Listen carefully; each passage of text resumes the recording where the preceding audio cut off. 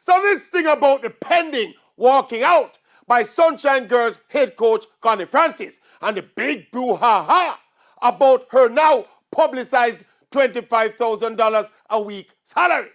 And now the coach is underpaid and the netball is our most successful team sport and blah, blah, blah. Now, first of all, when Coach Francis agreed to that 25 grand a week, Jamaica had not yet beaten Australia, New Zealand in a major championship or won a silver medal at the Commonwealth Games.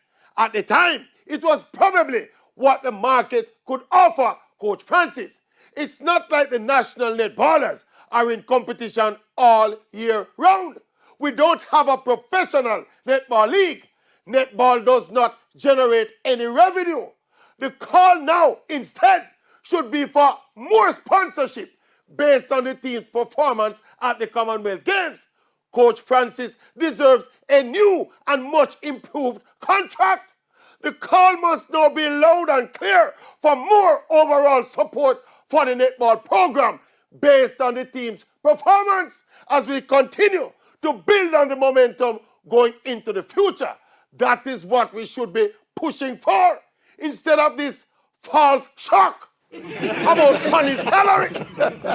We'll stop the false shock. See you there.